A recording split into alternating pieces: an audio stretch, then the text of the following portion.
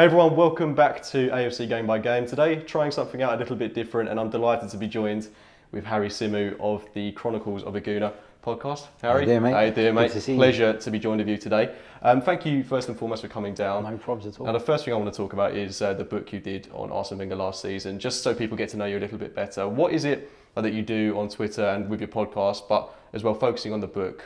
Tell me a little bit about that. Okay, so I started off with the Sofa Sports podcast, which is a general football podcast, which was started with a few friends, and we've seen that grow massively. But obviously my passion is Arsenal Football Club, and that is my number one. So using the sort of experience and the knowledge that I gained from setting up the first one, we created the Chronicles of a Gooner. And that was always with the intention of backing up a book. So started the book at the beginning of last season, sent it off to a few publishers, had a few rejections, of course, as you do. And of course, you know, kept my fingers crossed and kept plugging away at it. Managed to secure a few interviews for the book, which really helped, with the likes of Ray Parlour, Kevin Campbell, Tom Watt, and a couple of ex-Premier League referees, Mark Halsey and Keith Hackett. And the book basically tells the story of Arsene Wenger's last season in charge from a supporter's point of view. So it's got all the rants in there, it's got all the angry exchanges, it's got the sensible, calm thoughts after sort of a game's been and gone, and a few days after when you've had time to reflect. Focus on some other points like, for example, the ownership situation at the club, you know, the restructure that happened sort of towards the end of the last season, with Mislintat coming in and Sanley coming in, and then sort of it winds down after Wenger's announcement that he's leaving. And so there's a bit of sort of me reminiscing about my favourite Arsene Wenger memories and talking about the sort of farewell and things like that. So yeah, it's a bit of an up and down journey, but yeah, I hope it's an entertaining read. Well, you say an up and down journey, that's pretty much what it was like for Arsene Wenger's past couple of years. So the book's only just come out, really. What's the reaction been like so far to it? The reaction's been great so far. More people have read it than I ever imagined. You know, for me it was about getting this done, getting it complete, because I've done plenty of writing in the past in terms of like football articles and things like that, but I've never done one massive piece. And along the way there was times where I struggled. There was times where you think, is this worth it? Is this going to go anywhere? Am I going to be able to finish this? And just getting it finished was a massive relief. I don't think I even thought about how many times, or how many people, sorry, would read it. But touch wood, the response has been great. I've managed to get it out there with help from the publisher, New Generation Publishing. They've been fantastic. And so yeah, we've got it out there, and the guys who interviewed for it have endorsed it and retweeted it and things like that. So that's obviously helped. So yeah, just got the green light now to do the next one. So let's see how it goes. Fantastic. If you do want to catch Harry's book, it's on Amazon, right? It is, yep, it is. But it's easier to search for my name, Harry Symeou. The title's a little bit fantastic. shorter. Well, be sure to give Harry a follow on Twitter and pick up a copy of his fantastic book. Now, on the topic of Arsene Wenger, that's what we're here today to talk about, particularly his, let's not say his downfall, but that kind of period in that last 10 years where things haven't gone so great for him. Obviously, we've got a new structure in now under Unai Emery, but with Wenger, it was difficult, particularly last season. It was probably the worst season that I've witnessed as an Arsenal fan. For you, I mean, why in particular did you want to discuss this? For me, it's something that I think is often misrepresented. I don't think that Arsene Wenger's, for wanting of a better term, downfall only happened last season or the season before that. You know, it's something that's been coming for a while, but it's not, in my opinion, entirely down to him becoming a bad manager. In fact, I don't think you can go from being one of the world's greatest to being a bad manager. I think the landscape's changed. I think when you look at the way finances have changed in football, you know, billionaire owners coming in and spending massive money, levelling the playing field. You've got TV deals that are incredible at the moment. We're talking about extortionate amounts of money. And with all due respect to them, clubs like Crystal Palace are now able to go and spend £30 million on a striker. West Ham have spent £100 million this summer. Fulham just got promoted. They've done the same. So I think football's changed. People have not, what's the right word? They've caught up to Arsene Wenger's. Do you think they've surpassed him? I mean, you mentioned there clubs like Everton, West Ham, even Wolves to an extent, and Fulham. They've just come into the Premier League and they're spending hundreds of £1 millions on players, something that Arsenal rarely ever did under Arsene Wenger. Let's give him credit. He brought in players like Aubameyang, Alexis Sanchez, Mesut Ozil. But for the most part, our transfer windows under Wenger, particularly when we've had the money, have been quite underwhelming. Yeah. I mean, we've lost Alexis, we've lost Oxlade-Chamberlain, players that I think a lot of fans would have liked to have kept. Do you think these clubs maybe have taken over from Arsene Wenger and they are looking to push on with this TV money that's coming in? I don't think they've overtaken Arsene Wenger as a football manager. I think what happened to Arsene Wenger eventually, and it's something that I talk about in the book, is I feel as though he got wrapped up in his own philosophy and his own beliefs, and he was sort of blinded to what was going on around him, And then you'd look at some of the comments he'd make in the press, and he'd say things like, football is going in the direction where players will only have a one-year contract, for example, when he was talking about the Sanchez thing. And we're seeing these things now starting to look more and more likely. Aaron Ramsey is someone who is playing for us this season but is yet to sign a deal. So that could well be the way we're heading. But for someone who, is so smart, I found it a bit shocking how he could get so wrapped up in his own little world. And I think his love for the club and his obsession, if you like, held him back from maybe moving with the times a little bit. So for you, let's talk about Arsene Wenger in the present. He left Arsenal last season. He's brought in players like Henrik Mkhitaryan, Pierre-Emerick Aubameyang. With regards to the transfer window, because I think that's where a lot of fans felt the frustration. As I mentioned, we've lost players like Nasri, Fabregas in the past that we wanted to hold on to. Arsene Wenger could only do that to a certain extent. Do you think that maybe he could have improved in the transfer market? And how much power do you realistically think he had? And how much, it's hard for us to say because it is very subjective, this topic. How much power do you think he had with regards to things like transfers? I think he had all the power in the sense that he had the final shout on who we were going to bring in. Until Mislintat came in and Sanley came in, but there was no football man around other than Arsene Wenger. And I think the AGMs that took place over the last few years were the biggest sign that Arsene was in fact the only person at our club that knew anything about football, that was running things. So I think, yes, he struggled a little bit in the transfer windows, but I think that's partly down to the restrictions that were placed on him from Stan Kroenke, from Ivan Gazidis perhaps. And I think his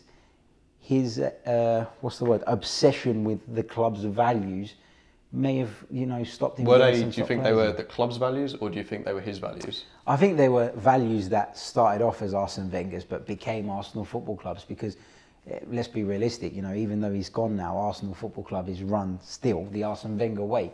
Because when you've been somewhere for 22 years, you're going to put your stamp on it. There's no way that's just going to disappear overnight. So I think they are Arsene Wenger's values. They then turned into the club's values. And I think those values were sort of counterproductive in a way. The Suarez deal was a perfect example of that, where the club weren't, they made a stupid offer on the basis that they'd got some bad information, but they weren't then willing to say, okay, they've rejected this offer, let's go and give it our all. And they were just like, if you don't want to come under those terms, then it's not going to happen. So a bit of stubbornness maybe. Do you think under this new system that we've got with Emery, with Mislintat, with Sanelli coming in, where Unai Emery is effectively just the head coach and he focuses purely on the football, Arsene Wenger would have been willing to play in that sort of structure? No, and I think that's a massive part of why Arsene Wenger left when he did. I think that, from what we understand, it looked as though Ivan Gazidis had gone to the board the year before Arsene Wenger left and said, I don't really want Arsene Wenger to be the manager anymore, and this is the way we want to go. And I think they agreed, you'd get one more year, but this Gazidis would allow this to happen on the basis that he could get his preferred structure in place by the time Wenger was gone. And I think, there was a real disagreement in terms of how the club should go forward and how the club was run. And Arsene Wenger felt that he was probably being pushed. And I think that's ultimately what happened. So looking back quite far into the past now, obviously we had that fantastic first 10 years under Arsene Wenger. We all know about the stadium move and we all know how financially restricted he was. But at what point did you start to think, okay, it's not so much about the money that we're restricted to now. I don't think Arsene Wenger's the right man. I thought that in the last maybe 3 or 4 years, where I thought, the restrictions are not as bad as they once were, and now maybe this is down to you. Would you say it was 2014 onwards when we won the FA Cup? Yeah, I would say so. I would say it was around that time. I think winning those FA Cups sort of papered over quite a few cracks in Arsene Wenger's techniques and style of management. And like I said at the very top, you don't become a bad manager overnight, but the game changes. And if you're not willing to move with the game and move with the times, then you will get left behind ultimately. And I think that's what happened with Wenger. But yeah, those FA Cups, you know, it was, I've got a trophy, Spurs haven't. So that means automatically that we're still ahead of them, when in actual fact, and I'm not saying that there's been a power shift, but in actual fact, Spurs have been creeping up slowly alongside us. And you know, now in terms of the Premier League, they're probably a stronger outfit. Well, let's put that to bed pretty sharpish. So one of the things that frustrated me most with Arsene Wenger, and this is purely from a personal perspective, was his team lineups for games. It was always the regimented 4-2-3-1, and until not too long ago, we saw him change his ways and we played more of a 3-4-3 formation, which was great to see, and it was great to see us adapt, which has kind of now gone out the window. But it was good to know that we've got players that can adapt to that system, and it was good to see Wenger try something new, albeit it came to me as a bit of a panic that he tried to do that, and it was very reactionary to what had happened, especially with teams like Tottenham, Man City playing that 3 in a back formation.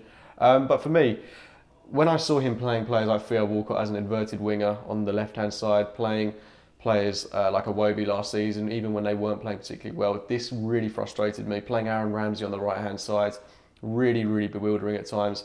For you, when you saw those team lineups, I don't know if it was the same for you. I am very much a person that will get behind the team regardless of who I think should start. I'm not the manager, evidently. But I mean, how did you feel when you saw some of those teams? Yeah, of course. You'd look at some team sheets and you'd be completely baffled. And I mentioned that in a book a few times where, you know, you could give me a page of Egyptian hieroglyphics and I'd probably make more sense of it in some of Arsene Wenger's team selections. But I think Arsene Wenger felt loyal to certain players. He felt responsible for the development of certain individuals. And as a result, he probably played them more than they should have been played and showed them more faith than they actually deserved. And a lot of those players did let him down as well, you know. There was a lot of players over the years who Arsene Wenger backed sort of from day one, and they just didn't produce for him. And unfortunately, that reflected poorly on him, and the players kind of got a bit of an easy ride. Do you think he created a comfort zone at Arsenal in that sense? Yeah, totally.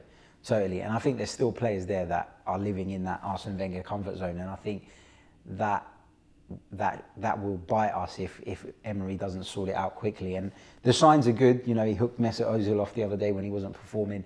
Aaron Ramsey was left on the bench. That's great to see, because what you've just said is spot on. There is a comfort culture at Arsenal Football Club. It's been there for quite some time. The FA Cups only added to that, because players thought, you know, yeah, we're getting all this criticism, but we've won a trophy. So it kind of was like it just made up for all their shortcomings during the season in the league. So I'm glad that, you know, he's eventually moved on and we can start afresh. One thing that was really disappointing for me from a personal perspective last season, and not just last season, but for about 5 seasons now, was the lack of youth that's come through from Arsene Wenger. We've seen Iwobi come through, but apart from that, it's really hard to pinpoint players that Arsene Wenger has brought through and developed. And the players you are looking at are people like Theo Walcott, who's now playing his trade at Everton. For you, I mean, when you looked at the players that were coming through, we're seeing like Nketiah, Nelson, which are, you know, credit has to go to Wenger there because he has shown those players into the first team. Were you a bit disappointed by the lack of youth players that you brought in, especially when you look at Wilshere, Fabregas, players of that calibre? Yes and no, because I feel like in such a high pressure job, you need to do what is going to get you by now. And Arsene Wenger, because he wasn't performing in the league, he didn't really have the luxury of the cup competitions that he once had. I mean, I don't know if you remember a few years back, sort of around the time when we were winning, after we were winning doubles and stuff, and that sort of period, Arsene could go away to Brighton in the FA Cup and change a few players, but such was the pressure on him to deliver trophies in these last few years. I don't think he had the same freedom to mess about and try things. I feel a bit sorry for him in terms of the youth thing, because there's a lot of players that, for me, people look at and say, oh, this guy should get a chance. But realistically, if you're a manager under such intense pressure to deliver, you're not going to pick those players because they've proven nothing. And I know they can't prove it until they play, but there's got to be a line where you think, you know what, I'm going to go with what I know is going to work. Do you think he's gone at the right time, or do you think maybe he left it a few years too late? If I was Arsene Wenger, I think I would have gone after he won the last FA Cup against Chelsea. I think that was the perfect time. You know, you'd lost the faith of some of the fans. You'd regained it. a little bit by beating, obviously, the league champions in an FA Cup final, playing so well the way we did. That was the perfect high to just say thank you very much, everybody, and I'm out. And I just feel like that was the right time. One season too long for me. Okay, and on a final note, let's leave it on a positive. Where do you see the future for Arsene Wenger now? Because he was so adamant on saying that he wanted to remain as a coach. At the minute, he's not, playing. He's not managing any teams at the minute. Where do you see the future for him? It's hard to say. The thing is, Arsene Wenger is a great man, whatever people say about him, and whatever people think of his tenure at Arsenal. He's a philosopher, he's a professor, he's everything. He's a brilliant man, and he's spoken himself of his fear of being sort of like useless in a sense. The future for me, for Arsene Wenger, if I had to guess, I would say he's probably suited to maybe international management now. There was talks of him maybe going and joining up with Japan, a country that he knows very well, when they didn't have a manager going into the World Cup. That didn't come to fruition. It's very difficult to say. I know he's doing plenty of media work and stuff, so let's see how it goes, but it's impossible to call. Arsene Wenger's the type of person that will pick the most bizarre job and we'll all just be like, what are you doing, mate? Well, I'm sure whatever it is from yourself and from me, we can wish him the best of luck in whatever he does. Because he's been a great man for Arsenal. That's right. And yeah, I mean, it is a shame to see him go. And it is weird for me because I've known nothing but Arsene Wenger my entire life. 22 years old, he's been at the club 22 years. And now it is a new system, it is going to take time, but I really hope we don't turn into one of those clubs where we change managers every 2-3 years. But I mean, it's looking positive and yeah, let's take it from here. But Harry, thanks for coming on today. Thank you It's very been much. an absolute pleasure. Final thing, where can people find you on the socials? You can find me on Twitter at Harry Symeou. That's Symeou. It's not the easiest name to spell. But yeah, that's where you can find me. And you can find our Arsenal page at Chronicles_AFC.